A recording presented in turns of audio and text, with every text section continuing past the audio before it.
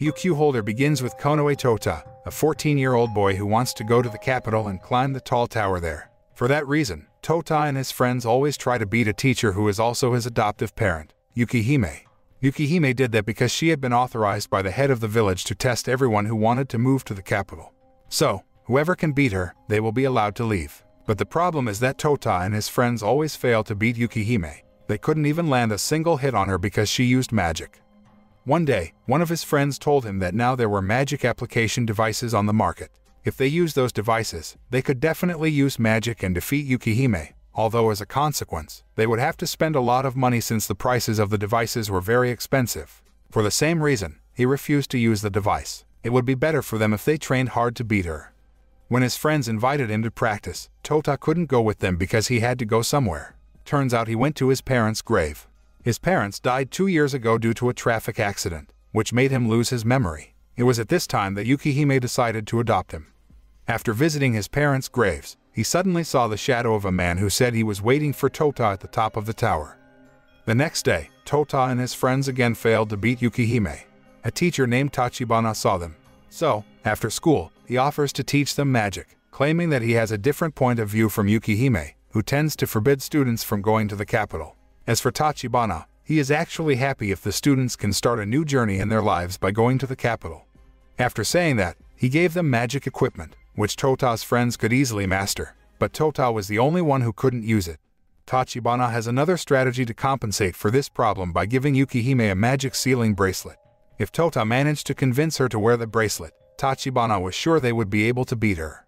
Surprisingly, Touta managed to do it. With Yukihime wearing the bracelet, Touta's friends spring into action the next day. They ambushed her when she had just finished shopping using teleportation magic before tying her up and immobilizing her. Suddenly, just as they were about to deal the final blow, Tachibana appeared and attacked Touta's friends, knocking them out instantly. It turns out that he is a bounty hunter who has been after Yukihime. Luckily, Touta managed to come just as Tachibana was about to kill Yukihime with his magic. He tried to stop Tachibana, but the opponent was too strong for him. Without the slightest mercy, he cut off Touta's left arm. Seeing Touta in danger, Yukihime tries to protect him, but she is helpless because of the bracelet wrapped around her arm. As a result, Tachibana could dismember Yukihime's body easily. Strangely, Yukihime and Touta still weren't dead.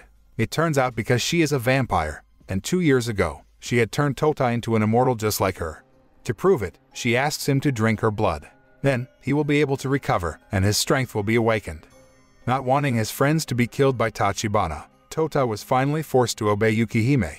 He drank her blood, and miraculously, he could stand up again, although he still had difficulty dealing with Tachibana.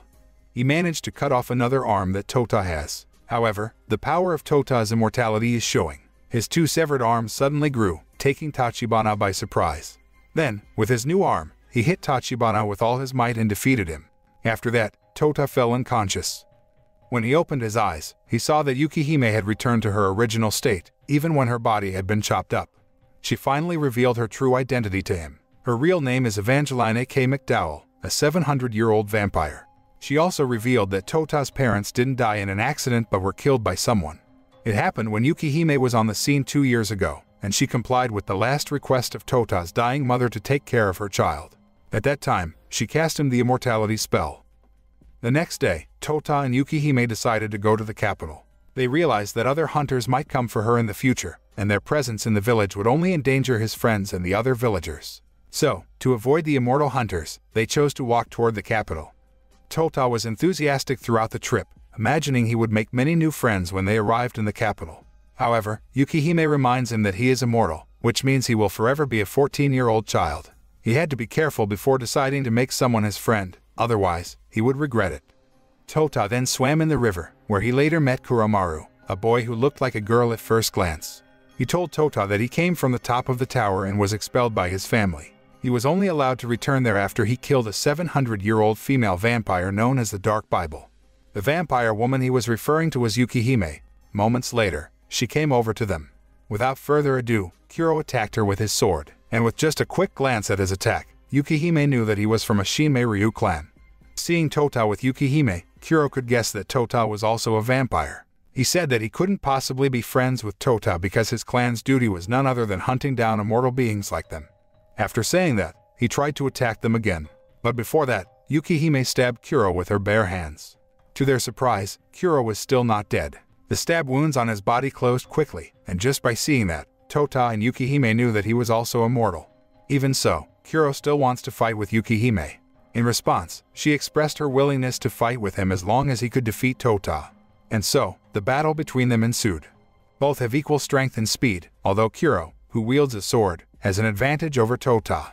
He even cut Touta's head with a slash of his sword, but that was precisely the chance for Touta to strike back. He knew that Kuro already thought he had won. So, he quickly reconnected his head and attacked Kuro with all his might. With that, the duel was won by Touta, who immediately asked Kuro to join him and Yukihime on their adventure. They even made a contract to formalize their friendship. After that, Touta and Kuro chat at a hot spring, where Kuro then reveals that he has always been ostracized in his clan just because he is immortal. He even suspected that the mission to hunt down Yukihime was just an excuse to get rid of him. Hearing the dark story, Touta tried to find an idea to cheer him up, and the only idea that came to his mind was to peek at Yukihime. However, Kuro refused that, making Touta had to go alone. Strangely, when Touta arrived at the women's section of the hot springs, he only found a 10-year-old blonde girl. It turns out to be Yukihime's true form. All this time, she could transform into an adult woman because she took a magic pill. After relaxing in the hot springs, the three continued their journey, with Kuro officially accepted as Yukihime's student. They had not gone far when they saw several cars approaching them. The people who got out of the cars seemed to respect Yukihime very much, even welcoming her like a princess. On the other hand, one of the girls who got out of the car, Karin, suddenly became angry when she saw Touta, telling him he had been the cause of Yukihime's disappearance for the past 2 years. Luckily, before she attacked him, Yukihime could calm Karin down, saying that it was useless for her to attack him because Touta was the same as her. They are both immortal. In fact, the people who greeted Yukihime were immortals who belonged to UQ Holder, a secret organization that was formed by her. The members of UQ Holder take Touta and the others to their base, the Senkyokan. One of the people there, Gengoro, member number 6, then explained to Touta and Kuro that not all members of the UQ Holder are immortals who cannot die. Even immortals themselves are divided into several types. Suddenly, Gengoro and member number 10, Iku, wanted to test Touta and Kuro before allowing them to join the organization. They would be considered passed if they managed to hit their opponents even once. Karin interrupts Gengoro and asks him to allow her to fight Touta. He granted it, and so the battle began. However, just as the duel had started, she brought down Touta with just one hit. As for Kuro, he couldn't land his attack on Gengoro at all. As a result, they both lost the duel. But that didn't mean they had been declared a failure, as the test would last for 7 days. After finishing the test that day, Kuro and Touta accidentally met Yuuki, one of the staff at the Senkyokan. Unlike the members, Yuuki was just an ordinary human from a village. They then decided to help Yuuki by bringing things to the warehouse, even when they didn't know where it was. They searched for the warehouse until they heard a mysterious man's voice telling them the location. But after they followed his lead, they ended up in a dungeon, where they met a red-haired man, member number 2 named Jinbei. A drunken Jinbei asks Touta to pull out the sword that was there, claiming that it is the strongest magic sword created by the greatest magician, Alberio Ima. It is said that, over the past decades, many strong people have tried to pull out the sword, but none of them have ever succeeded. Furious, Touta tried to pull it out, but he failed, until finally, he heard the mysterious voice again, telling him how to pull out the sword by turning the dial on the hilt. By following these instructions, he could pull out the sword easily. However, to his surprise, it turned out that the voice that had been helping him came from the sword. Soon after that, Jinbei teaches Touta how to use the sword, where the user can rotate it to increase its weight. For example, Jinbei can increase the sword's weight by 500,000 times so that a very strong wind blows out when he swings the sword. From then on, Touta and Kuro began diligently practicing using the magic sword in the dungeon. And a week later, they were both ready for another test. They still have the same opponent as the other day. Kuro has to fight Gengoro, while Touta is faced with Karin. The only difference was that this time they were fighting in different places. When the fight started, Kuro still had a hard time hitting Gengoro at first, and even his arm was cut off after getting Gengoro's sword slash. Then, Kuro remembered his fight against Touta, and he could finally stab Gengoro with his severed hand. Here it is revealed that Gengoro is an immortal with a lifetime limit of around 200 years. While Kuro won, Touta struggled to beat Karin. He almost won over her if he hadn't heard Yuuki's screams. It turned out that Yuuki was surrounded by monsters. In the end, they decided to postpone the fight to save her. Karin was in charge of distracting the monsters, while Touta took Yuuki away. However, he chose to test his sword on the monsters. He increased the weight of his sword by 500,000 times, allowing him to destroy the monsters with just one strike. At this point, Karin decided to let him pass because his attack on the monsters earlier had accidentally damaged her uniform, and at the same time, they had just been accepted as members of UQ Holder. The next day, Touta and Kuro were given a mission to accompany Karin in protecting the children who lived in the slums around the tower. The rich and honorable people who lived in the tower did not like the presence of people in the slums, so they often sent hunters to chase them all away. But when they got there, they didn't find the hunters. They only found people in suits who were none other than people from UQ Holder. Since there is no threat, Touta, Karin, and Kuro decide to have an arm wrestling match to determine who cooks dinner. Touta always lost in those matches, so as a result, he had to cook dinner. However, the nightmare wasn't over yet, because Kuro said that they would still decide their turn to cook by arm wrestling. Touta was sure he would continue to lose if they arm wrestled, but then Karin gave him advice if he wanted to win, he had to practice a technique called shundo. The next day, he tries to practice shundo alone, although he is still confused about the relationship between shundo and arm wrestling. Shundo is a technique useful for training leg speed, not hand strength. While Touta was practicing, a stranger named Kaito watched him from afar and then told him that his shundo technique was wrong. For whatever reason, Kaito demonstrates to him how to use shundo properly before explaining how shundo is used for arm wrestling. According to Kaito, if Touta mastered the shundo technique, he could add the power of nature and earth into his body through his feet. Even cooler, shundo can evolve into koku shundo, a technique that allows the user to step through the air. And so, keeping Kaito's teachings in mind, Touta started doing all his activities using his feet, including when he was cooking or eating. He continues to train with Kaito during the day, without knowing that Kaito is one of the 3 members of the hunter assigned to expel the residents of the slums. One day, when Touta was accompanying Ruki, one of the children in the slums, to look for junk, they found that some of the slums had been burned by dolls called Kagekubutsu. And even worse, the dolls are also where they are now. Luckily, just as they were about to attack Ruki from behind, Kuro came to rescue him. Apparently, the dolls were controlled by the hunters, who soon came to the place. But Touta couldn't recognize Kaito, who now appeared in the form of a werewolf. Without further ado, Kaito attacked Touta with Juji Fukan, a technique that can immobilize immortals. As a result, Kuro had to face off against 2 hunters at once, which was too much for him. Moreover, Kaito used the shundo technique, and with his incredible speed, he beat Kuro, splitting his body in 2. When Kuro is being poorly beaten by Kaito, one remaining hunter sneaks up to Karin while she is taking a bath, intending to kill her. Luckily, she noticed his appearance, and they fought in the bathroom. Suddenly, the hunter managed to bind her by using a shadow technique before stabbing her in the chest. However, it didn't matter much to Karin since she was the type of immortal who couldn't get hurt. So even if she felt pain when stabbed, a scar would never be left on her body. Because she was fed up with seeing the hunter's lascivious face, she kicked his vital area, causing him to scream in pain. Then after being released from his grip, she immediately released her power in the form of holy light, allowing her to beat the hunter repeatedly. At the junkyard, Ruki tries to protect the helpless Touta and Kuro. He then valiantly attacked Kaito and was easily caught. Strangely, when he wanted to kill Ruki, Touta suddenly got back up somehow. And what's even weirder is that his arms seemed to be covered in some kind of armor. Touta didn't know what kind of power was covering his arms. One thing he knew for sure was that the werewolf in front of him was Kaito. Still, he wanted to know why Kaito did this dirty work, even to the point of hitting children. Kaito happily explains that he works as a hunter because he loves fighting. In fact, he had been looking forward to facing a formidable opponent like Touta for a long time. With that, the two resumed their fight, using a shundo technique that allowed them to move at breakneck speed.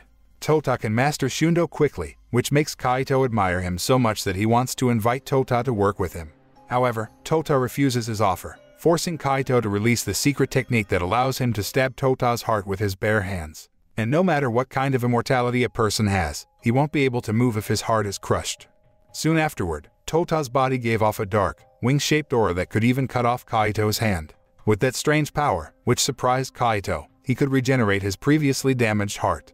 Coincidentally at this moment, Karin, who had managed to subdue the perverted hunter, came to the junkyard and fought the old hunter.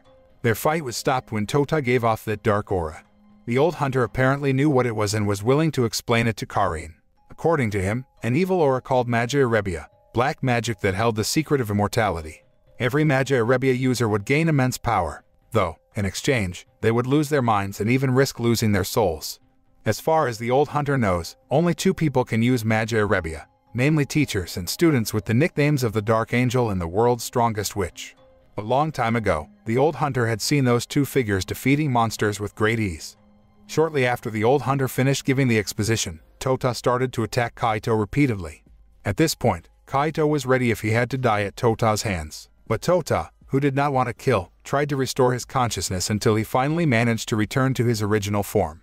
Kaito admits defeat to Touta, but the funny thing is that he doesn't remember that he has beaten Kaito. Because of that, Kaito suggested they finish their fight by arm wrestling, which was finally won by Touta.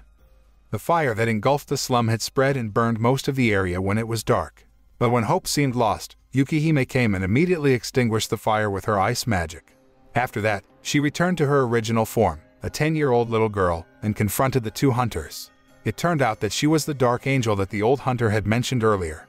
They were well aware that they would not be able to defeat her, and so the old hunter and Kaito chose to leave that place. Seeing Yukihime coming, Touta asked her about magia Rebia and why he could use it. Turns out the reason is because he had drank her blood. The next day at UQ Holder's headquarters, Karin accidentally sees Kuro while changing, and she thinks he is a woman because he covers his chest.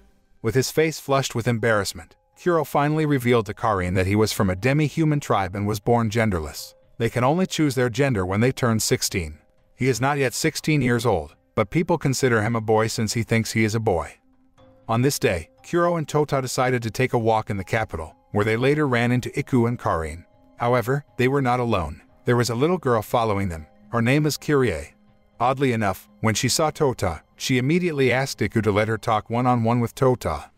Things got even weirder when they were finally alone. Kyrie looked annoyed at Touta and even said she would step on his face 6 times because he had previously failed to protect her. He didn't understand what she was talking about, especially since it felt like they were meeting for the first time. But as Kyrie explained it to him, someone suddenly slashed her neck. Now dying, Kyrie asked Touta to quickly hold her hand. And when he did, they suddenly moved to the base, as if they had just teleported. Although strangely enough, she seemed fine. Not the slightest blood flowed from her neck. It turns out that Kyrie, member number 9, can reset and restart, which allows her to rewind time to the previous day every time she dies. And what's even more amazing is that this ability doesn't only apply to her. She can take anyone as long as they touch her. In fact, Kyrie and Touta had repeated her murders 7 times, which was why she was angry with him. Every time she was killed, he failed to protect her. After explaining everything, they saw Iku and Karin departing for the capital by boat. Kyrie immediately asked them to allow her and Touta to come with them. Arriving there, Kyrie and Touta went to the scene where she was killed. She revealed that she intended to attend a leadership meeting at the top of the tower before she was killed the first time. At that time, Touta, amazed at her because she was allowed to climb to the top of the tower, continued to follow her wherever she went until she was finally killed. But in the second cycle onwards, she tries to change events by taking him into the alley to warn him, even though she is still killed. In this 8th cycle, Touta can finally protect Kyrie from the person he thinks is the killer, who is none other than Cho, the loot hunter who once fought with Karin. However, to his surprise, Karin told him that the pervert wasn't the one who killed her in the first cycle. The killer was the strongest mage, Fate of Veruncus, who wanted to kidnap Touta for some reason. In the first cycle, Kyrie talked to Kuro, and suddenly there was an explosion in the city. After Kyrie investigates, it turns out that the explosion came from Fate fighting Iku, Karin, and Touta. But Fate was so strong that he could defeat the 3 members of the UQ holder alone. Kyrie tried to help them, but in the end, she couldn't do anything after Fate turned her to stone. Fortunately, she still managed to slit her throat to turn back time. And before she did that, she heard that Fate wanted to take Touta away because he thought he was Touta's rightful owner.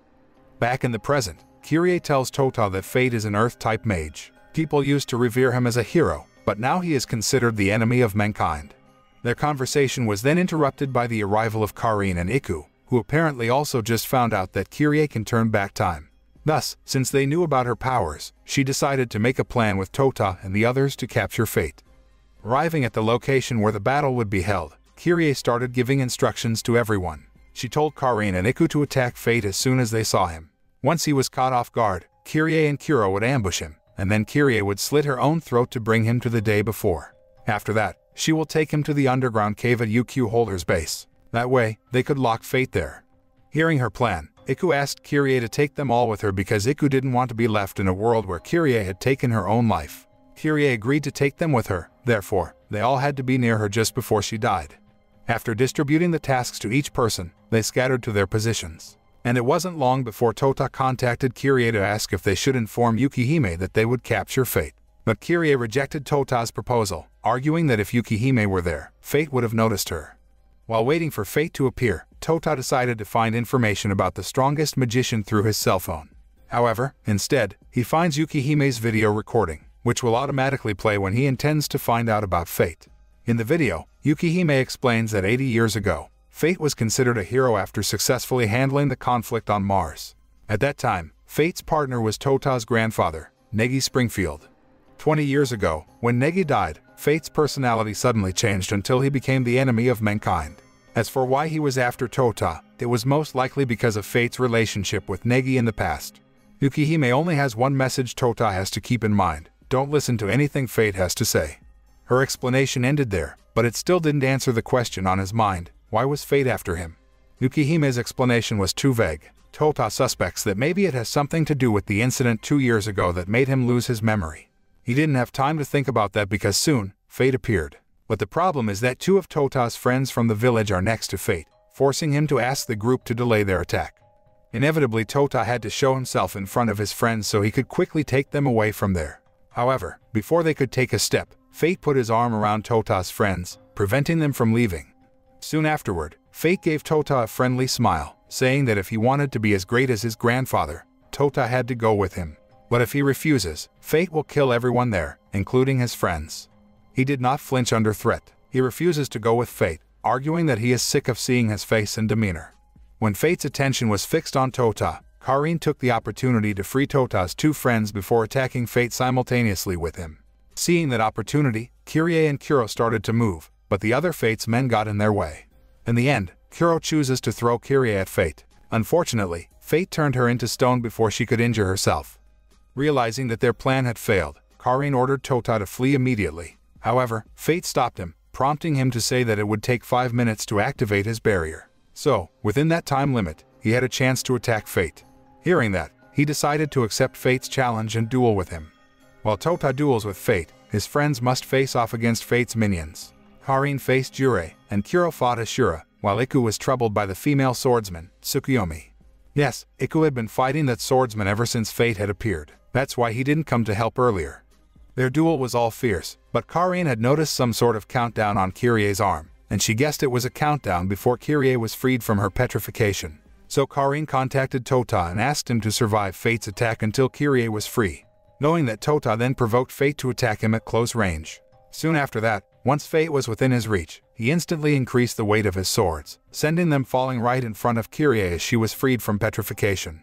Luckily, the rest of the UQ holder members managed to touch Kirie before she turned back time. Kirie herself appeared in front of the base after turning back time, while Fate and the rest of the UQ holders were thrown into the basement. But to their surprise, Yukihime was waiting for them there, as if she had known their plan before. And what surprised him even more, Fate quickly admitted his defeat and asked Yukihime to let him go. In exchange, he is willing to answer any questions from UQ holder members. Hearing Fate saying that, they didn't want to waste this queue in a session, so they started asking questions.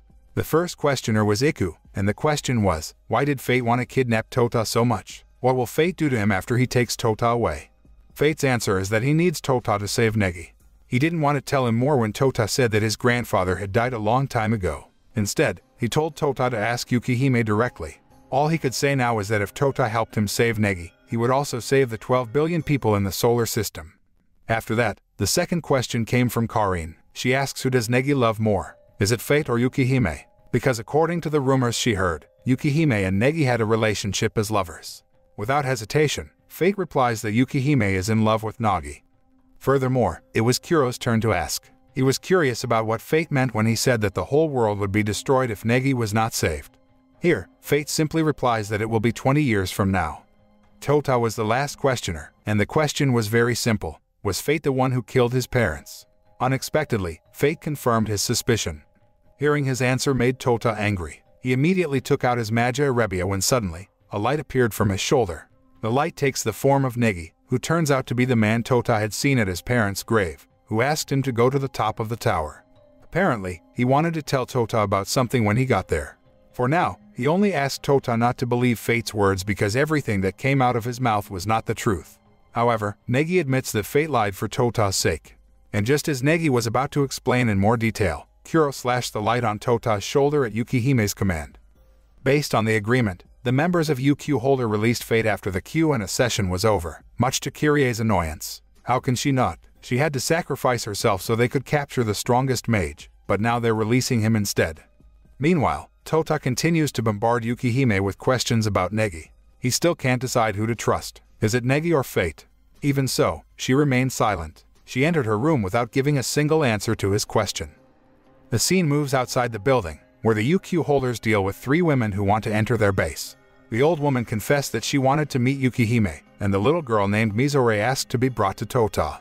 Touta was currently relaxing with Yuuki when Mizore suddenly appeared in front of them and asked Yuuki to stay away from him. According to her, Touta inherited the playboy gene from Nagi and Negi. After saying that, Mizore attacked Touta, intending to teach him a lesson for the sin he never committed. However, Touta, whose reflexes had been trained all along, accidentally threw her out of the building. Fortunately, he was able to catch her before she fell. Even so, Mizore was still acting annoying. She said she wanted to save other girls from him by becoming his future wife. Fortunately, he rejected her outright. Meanwhile, Mizore's great-grandmother, Ayaka, is finally able to meet Yukihime and reminisce about their past with Negi. Yukihime tells her about the possibility that Negi is still alive, though she has difficulty believing it. As far as she knows, Negi was taken away by someone 20 years ago, and there's been no word from him.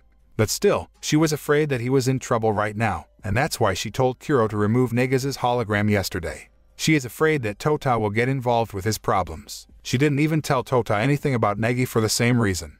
However, Ayaka tries to persuade Yukihime to let Touta do as he pleases because he is an adult and already knows how the world works. Her words finally managed to make Yukihime aware of her mistake. So, she invited Touta to have a chat with her, and she finally confessed that until now, she still loves Negi. But she realized his hologram that appeared yesterday didn't look like him. Yukihime explains that 20 years ago, Negi defeated an evil figure, who has the nickname the Mage of the Beginning, and saved the world. The mage turned out to be able to possess anyone who managed to defeat her to survive. In other words, she suspected that the Negi who appeared in front of them yesterday was Negi who had been possessed by the mage. Even so, Yukihime suspects that Negi has not been completely controlled by the mage, allowing him to survive for the past 20 years.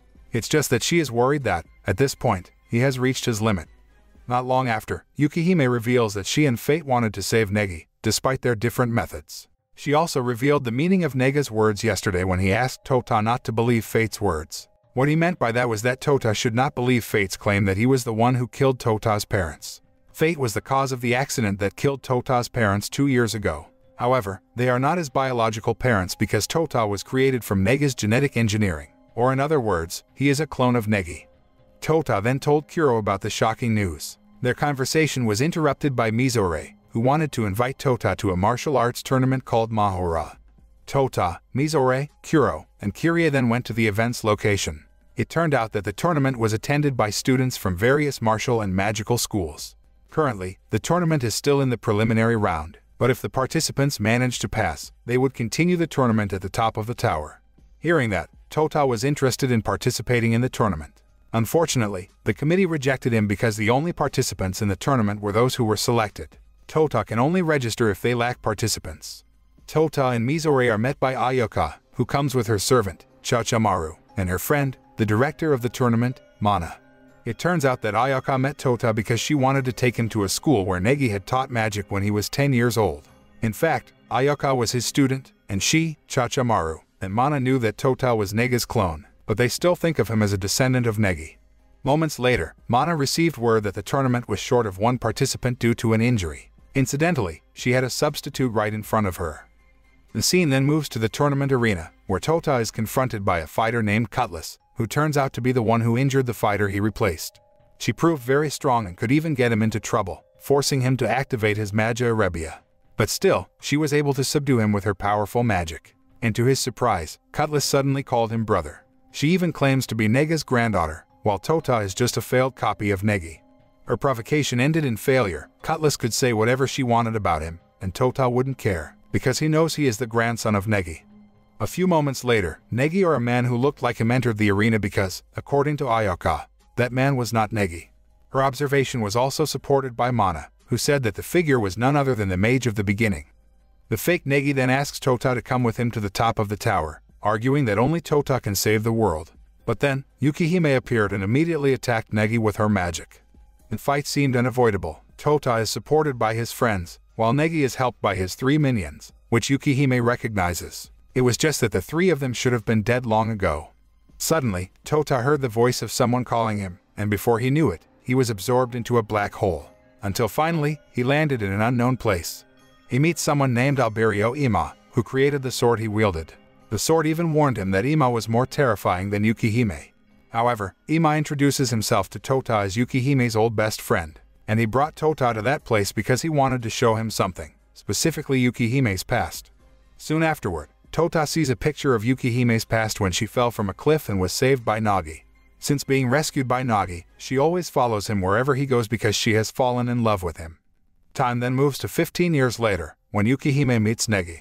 In the past, he had begged her to be his master, and after that, their adventure began. Touta thanked Ima for showing him Yukihime's smile, which was something he had never seen before, but he denied it, saying that was not what he wanted to show him. A few moments later, the real Yukihime entered that world, and she was caught by the mage of the beginning, Yalda Bayoth, who suddenly appeared out of nowhere. She immediately cut Yukihime's body apart at the same time as Ima stabbed Touta in the back. Fortunately, Touta managed to grab Yukihime's hand, allowing them to recover. At this moment, she finally revealed to him that she always wanted to be with him because she wanted someone who could accompany her to walk under the blue sky. In response, Touta says that he doesn't care about her past, even if she has loved someone in her life, because right now, he was the one walking with her. However, Yalda would not let that happen. She attacked Touta with her magic. Luckily, he could dodge the attack by carrying Yukihime, and a few moments later, Yukihime finally woke up from the fantasy created by Yalda. In fact, they are now in an imaginary world called Phantasmagoria. She then casts magic that she claims can allow them to fight Yalda in that world. When the 2 of them try to attack Yalda, she creates Negi and Nagi using her magic, hypnotizing Yukihime. And at the same time, Touta's female friend suddenly appeared from the ground and tried to drown him. At this critical moment, a girl with a sword suddenly appears and saves him. It turned out that the girl was Kagarizaka Asuna, who was none other than his grandmother. Yukihime was surprised to see Asuna because, as she recalled, Asuna had sacrificed herself during the war on Mars. She confirmed Yukihime's words. Even now, her real body was still sleeping on Mars. The Asuna they saw now was just a realization she kept within Touta. She could only come out after Yalda toyed with Touta's mind. Not far from them, Touta found Kuro, Kyrie, and Karin had just woken up. Apparently, Yalda used their real bodies to create the shadows just now. Asuna then told them that she would return them to the real world. However, they had to go straight to the fight with Negi once they returned. But they didn't need to worry because she knew how to defeat Negi and his minions by using the power that lay dormant within Touta's body. Asuna returned them all to the tournament arena. Yukihime, Kuro, Kyrie, and Karin went straight to the fight against Negi's minions, while Touta went head-to-head with the boss. Negi removes many undead from his body which, according to the sword, it is the source of his power. Fortunately, when Touta starts to get pressured against him, Yukihime and Fate team up to stop Negi. Fate then uses his magic to pull the 4 souls out of their bodies until they finally meet Negi's true consciousness. At this point, Fate finally tells them how to defeat Yalda by turning all humans into immortals, just like they did with Touta. The logic was that if all humans turned into immortals, no one would be afraid of Yalda anymore. But Negi doesn't agree with Fate's method. He thinks the best way to defeat Yalda is to kill him because Negi and Yalda have become one. Here we can see how Fate wants to save Negi because he feels that he should have been the one Yalda controlled, not Negi. But Negi did not regret everything that had happened. Now he only wanted Touta and Yukihime to finish him off. With that, their souls returned to their respective bodies. But just as they returned, Negi immediately beat Fate and Yukihime at once. Seeing Negi's change, Touta was somehow able to cast Raiten Taiso, the same power that Negi used, and using that power, they continued their fight in midair, crashing into the tower in the process and sending the rubble towards the people below. Touta got angry when he saw people in danger. He then beat Negi.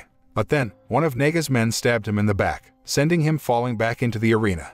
Touta, who had now returned to his original form, would have been killed had Kyrie not protected him. Negi knows Kyrie can turn back time if she is killed, so he stops his attack before it hits her. But she let her guard down at this crucial moment, allowing Cutlass to stab her. The stab was not vital, but still, it rendered Kyrie powerless. Touta was furious to see Kyrie stabbed like that. And suddenly, magic came out of his body, bringing Negi and Touta in front of Negi's students in the past. It turned out that they were also the same as Asuna. They had kept their consciousness within Touta. They all attacked Negi, who seems to reminisce about his past instead of fighting back. Finally, Asuna appeared and hugged Negi. She said that she would come with him so that he could maintain his consciousness a little longer. Indeed, Nega's consciousness could survive, but he was still possessed by Yalda. Even so, thanks to Asuna, he decided to retreat and wait for Touta at the top of the tower. After the fight is over, Fate quickly leaves and he's still determined to save Negi in his own way. At the end of the anime, Touta is seen looking at the top of the tower, saying that one day, he will go up there to catch up with Negi. With that, the first season of UQ Holder ends.